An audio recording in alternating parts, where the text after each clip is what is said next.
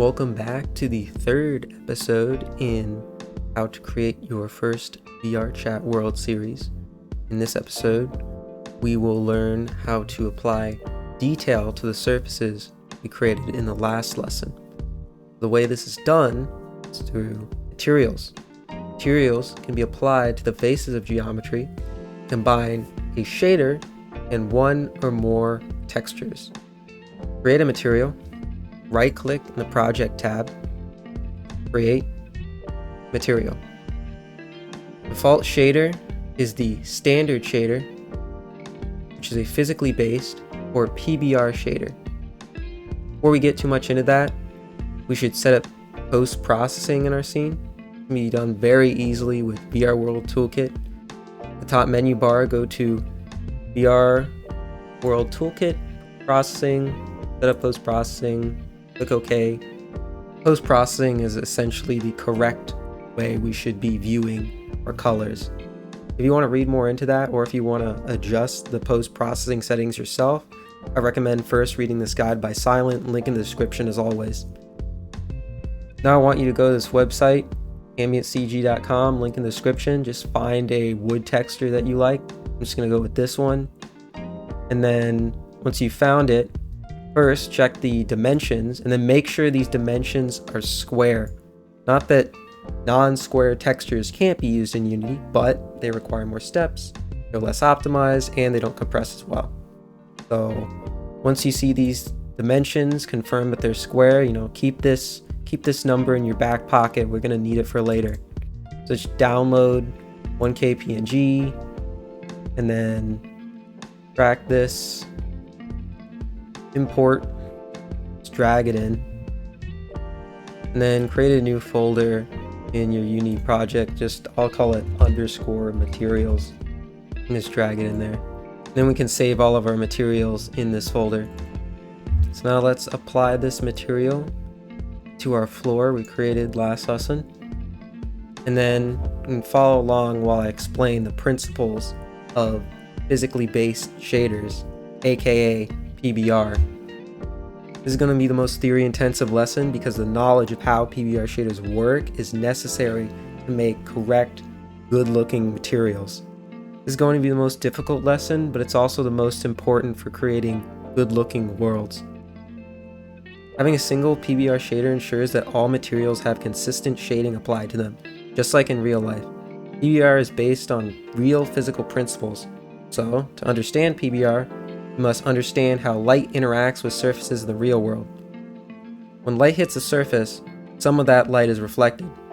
Naturally, some light will be absorbed by the materials, but the reflected light is what allows them to be visible. The wavelengths that are absorbed, and more importantly, the ones that are not, what gives a surface its color. You can set a base color by clicking on the color picker of the albedo, which is also referred to as diffuse or base color. In the color picker window, at the bottom you'll see red, green, and blue channels.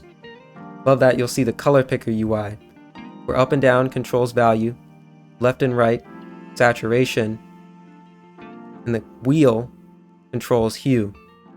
However, this setup is deceiving because as you increase saturation, value is decreased.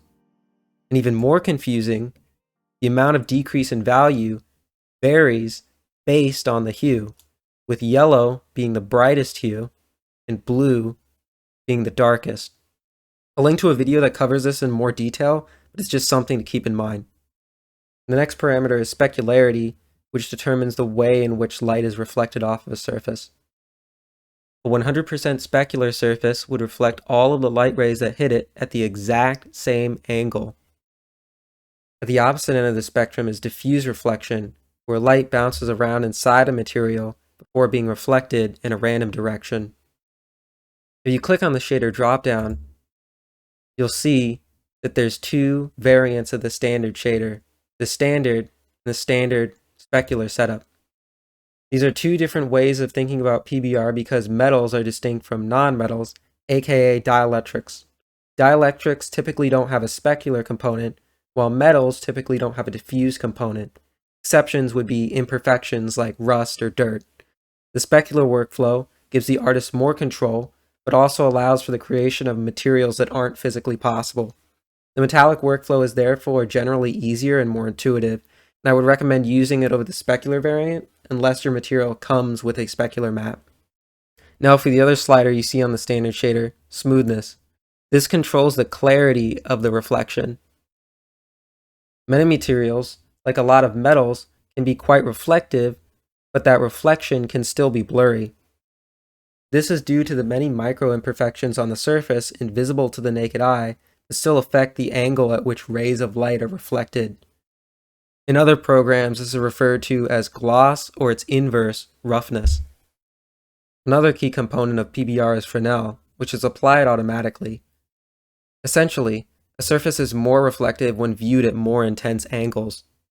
Additionally, with transparent surfaces, like water on a lake, they are at their most transmissive when viewed perpendicular to the surface, and at their most reflective when viewed parallel to the surface. You can easily see Fresnel on spherical material previews.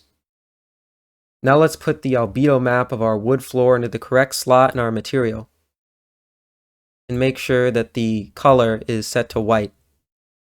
Now I'm going to hide these windows just so that we can let some light in. You should now see how the texture is tiled across the surface, but if we bring in a 2 meter tall capsule for player reference, the planks look too small. Remember that number I told you to keep in your back pocket earlier? Well, now we are going to take it. We're going to open up your calculator, and you are going to take 1 and divide it by this dimension here in meters. So 1.9 for this specific texture. If you chose a different one, use that dimension instead, of course. Take this,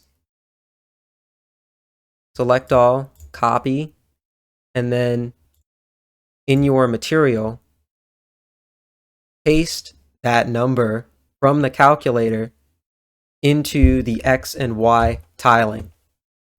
And we now have the correct scale for our material. If you look around for textures, you'll see diffuse and albedo, which are both supposed to go into the base color slot. The difference between these two similar texture types is that diffuse textures have directionless shading, like because of crevices where it's harder for light to reach, where albedo maps have all their shading information removed and put into an ambient occlusion map. You don't have to do this. I'm just going to press Shift A here to make this specific tab here take up the entire screen. And this is an AO map, which includes the directionless shading of our material. The advantage of this is that the material can react to changes in lighting, like shining a flashlight against it. Let's plug in the AO map to our material.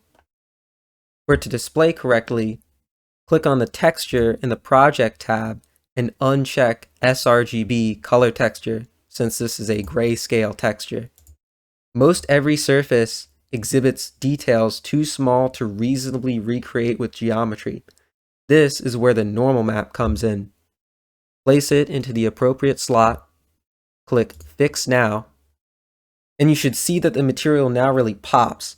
What a normal map does is change the angle at which light is reflected for each pixel in the texture, also called a texel. Height maps are used to fake depth in a material. And plug it into the correct slot. This should also be set to grayscale. So disable sRGB color texture again. Apply. Now we see a change in our material, but it might look a bit off. That's because in Unity, height maps are approximated by using a technique called parallax mapping, and it breaks when viewed at sharp angles. Typically, I don't set the intensity very high, either the default 0.02 or lower. For this one, I'll just set it to the lowest value, 0.005. But we can still see that there is some faked depth in these wood planks compared to without it. We talked a lot about reflection, but you should see that the reflection of the wood floor doesn't look very accurate. it looks like it's reflecting the sky. And that's because the reflection in objects is set to the skybox as the default. To change this, create a reflection probe by right-clicking in the hierarchy, Light, Reflection Probe. Place this in the center of the room. You can use the orthographic tools to make that easier. And the reflection probe is essentially a 360 camera. It captures a spherical view of its surroundings, and the resulting image is called a cube map, which is used for the reflections in objects. You should see two buttons at the top of its component in the inspector. The first one is the bounds volume, and just adjust this to the dimensions of the room. The second one is the probe origin, and this determines where the reflection probe will capture the 360 image from. So just set that to the center of the room as well. So now we see that our material is no longer reflecting the sky, but it doesn't look like it has any reflection at all. This will be fixed in the next lesson, where we will bake our reflection probe along with our lighting. Now we can make the material for our windows so that we can make them transparent instead of opaque. And the way to do this is with a transparent material. So in your materials, right-click, create, material, and set the rendering mode from opaque to transparent. Apply it to the window pane and nothing happens, but that's because we have to go to the color picker, and under the RGB channels there was an A channel, and this stands for alpha, which controls transparency. So now we can see through our windows. So just apply this to all of the windows, and then set the smoothness to the maximum, since windows are typically quite glossy. Just like the wood, the reflection will be fixed in the next episode. Note that if you increase the metallic or specular, the transparency decreases. Note that increasing specularity of a material not only decreases the visibility of a base color, it also decreases transparency. The next important concept to understand is that of material slots. Each polygon is assigned to a material, and material slots are a part of the mesh. You can see the assigned materials at the bottom of the inspector when you click on an object. You can also edit them from that object's inspector. Just as an example, I could apply a different material to the bottom of our floor here. I open the material editor window of ProBuilder, and this gives me materials which I can apply by dragging in the material and then clicking apply. Now you can see that this face is set to the glass material, but it is part of the same object in the same mesh. You now see that this object has two material slots in the inspector. I'm just going to undo that. That's just for an example. We should always compress the textures in our world because they are going to be downloaded by every person who visits it. To do this, click on the texture file in the inspector and check Crunch Compression, and then click Apply. Your textures will now boast a much smaller file size at the expense of compression artifacts, but no one is going to notice or care. Then click on the Android icon, click Override for Android, set the max size to 512. Under Format, click RGBA, Compress, ASTC, HDR 6x6 block. This compression format ensures that our textures don't look like crap on Quest. Alternatively, you would switch to 4x4 block for better compression, but with a higher file size. We should probably reduce the max size of our textures on both worlds to something like 1K for most textures. There are a couple other settings we should change. Under Advanced, click Streaming Bitmaps, which is required for VRChat, and then change the filter mode to trilinear and the aniso level to 8. Click Apply, and now click the sliders icon, the top right of the inspector window, which is in between the question mark bubble and the gear. And this will open up our presets tab. Click Save Current To. Save this as a texture importer preset in the root of the materials folder. Go to that preset and then click Add to Texture Importer Default.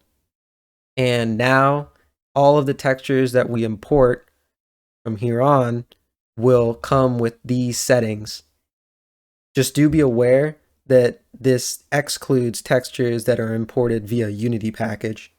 So just apply the same settings to these 3 textures here, but of course without the sRGB color texture. And lastly, for the normal map, you can also go to VR World Toolkit, Quick Functions, Mass Texture Importer, and then you can set settings for all of the textures in your scene. This is very helpful for any textures that you imported and you don't know if they're compressed or not. So this way you can compress all those textures. And after you upload your world, you can go into VR World Toolkit, World Debugger, Build Report, and this will show you all of the files sorted by file size. So if you see any textures here that are very large, like over a megabyte in size, then you're probably going to want to compress those or lower the resolution. Unfortunately, Unity's standard shader doesn't support plugging in roughness maps as is. So there are a few ways we can get around this. The easiest way is to simply change the standard shader to Autodesk Interactive and then plug in the roughness map. And what this does is gives us different levels of smoothness, or in this case, roughness, which are basically the same thing, but the inverses of each other. This gives us different values of those for each texel of the material, which gives us a much more realistic result, of course.